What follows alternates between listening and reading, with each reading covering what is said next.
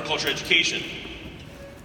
These state officers, individuals take the year off of their college to go through and travel around to go through and promote agriculture education, and the FFA. So the bios are obviously on your app. If you had an opportunity to download that app, it's also in the program. But more importantly, I asked their fellow officers, what would you say about this individual? This individual is very goal-oriented. He has a very strong sense of family and community. One of his members said he's tall. He's also tall. But he is the state FFA president. So ladies and gentlemen, please join me in welcoming Luke O'Leary to the stage.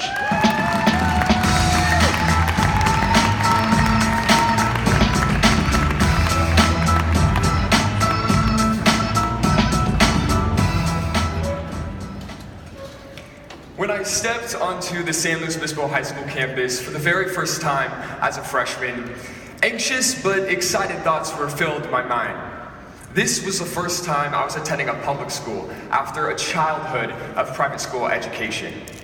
On that first day of class, I trekked up the hill that our school is built on to the far corner of campus. 3 flights of stairs and what seemed like miles finally got me to the Slow-High agricultural department. Walking into that first classroom, I looked around, and there seemed to be no real walls. Instead, just 4 odd sides. The first side of the room in front of me was made up entirely of windows, from floor to ceiling, looking out to a garden. The other 3 sides around me were completely covered in plaques, ribbons, and picture frames, commemorating past achievements. This was the home of Mrs. Bates, one of 2 ag teachers at San Luis Obispo High School. Later that day, I moved on to the other ag classroom, this one appearing much different, lined with sinks, experiment supplies, and project boards depicting agricultural commodities. There, I met Mrs. Evans, the other half of the ag teaching duo.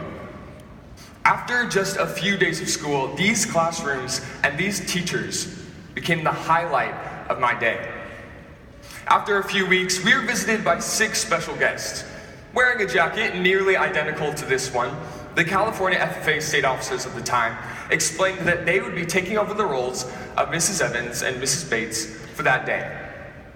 They explained supervised agricultural experiences, they told us, are projects that we could have, from growing plants to raising animals to welding. They then continued to say that we would get our first taste of an SAE project that very day by growing seeds of our own.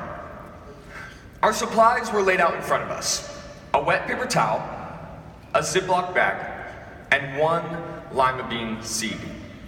We followed their instructions carefully, taking the seed, wrapping it in the paper towel, placing it inside the Ziploc bag, then taping it to the window. By the end of the class period, our freshman class stepped back from the window and saw that our wall of windows no longer looked out to a garden, but had become a garden itself, holding the seeds of all the freshman class ready for germination. Looking back at this moment, I realized that my time in San Luis Obispo FFA was incredibly similar to that seed taped to the window. A seed's growth is dependent on 3 vital resources: water, sunlight, and a comfortable environment. Through career and technical education, I was given these things in the form of experiences in FFA, agricultural advisors, and a place on campus to call home. From cattle and goat projects to public speaking competitions to traveling across the state and even the nation at times, FFA experiences nurtured my growth just as water does for a plant. Career and technical education has the unique quality of empowering students to transfer knowledge all on their own from the classroom to the outside real world. I remember sitting in my veterinary medicine class watching Mrs. Bates teach us the various ways of drawing blood from animals. By the end of the day, I had mastered the technique of jugular venipuncture, the technique which draws blood from the jugular in the neck. Perhaps I was overly ambitious, but I was thrilled to apply this technique to my projects at home. At the time, I owned a small herd of dairy goats, including 4 does who were hopefully pregnant. What better way to check for their pregnancy than to test the blood all by myself, drawing the blood through jugular venipuncture and sending it off to the lab all on my own. That same day, I grabbed an FFA friend of mine, went to my goats, wrangled them until we got the right technique, and got the blood we needed to send it to the lab. Now today, I don't plan on having a career in veterinary medicine, but I know that experience, as well as countless other experiences in agricultural education, gave me skills that will help my career. Through career and technical education, myself, as well as thousands of other students, learned the skill of taking hold of a new concept, practicing this concept, then being comfortable using it without the direction of anyone else, a skill I know I will use in my future career. With next-gen science standards and Common Core instruction flooding the education scene, it is vital for administrators, teachers, and students alike to understand that agricultural education and career and technical education overall provides a rigorous academic environment, as well as equipping students with the ability of transferring this knowledge to relevant hands-on projects that students are passionate about. While these experiences were my water that nurtured my growth, I found sunlight for my seeds' growth in the form of support from my agricultural advisors. Mrs. Bates and Mrs. Evans coached me throughout high school, competing in FFA creed competitions, prepared public speaking, and parliamentary procedure. I vividly remember when I was sitting in the holding room of the National Parliamentary Procedure Finals in Louisville, Kentucky. There I sat arm in arm with my teammates as we waited our name to be called to walk out on that stage and perform for hundreds in the audience. As we talked about our motivation and the drive that we had to win this competition, we realized that our motivation didn't lie in winning this for ourselves or even for our teammates. It relied in winning it for our coach, Mrs. Evans. Because of the effort that Mrs. Evans, as well as our teacher, Mrs. Bates, poured into us as students, we wanted to have the same work ethic that they showed us. We felt valued and respected because of the effort they poured into us as students.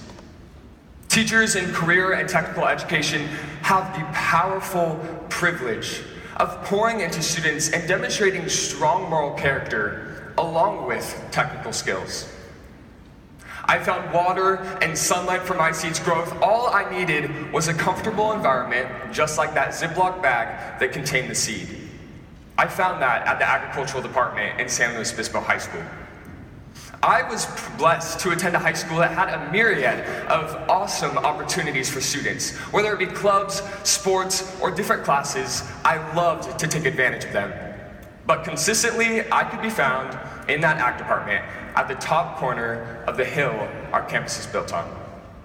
Wherever that may be for students, perhaps it's in a fashion design classroom, a robotics room, or a drafting lab. Wherever it may be, career and technical education provides a home away from home for students. Yet still, this is a temporary home. That seed was never intended to stay in that Ziploc bag taped to the window. Its purpose is to be transplanted, once it has initiated its growth, into a new environment in soil where it can withstand the conditions of the real world.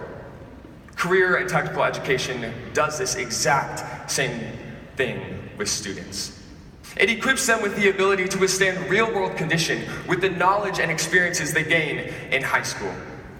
Because of my experiences in agricultural education, I was given tangible skills that I can apply outside the four walls of a classroom.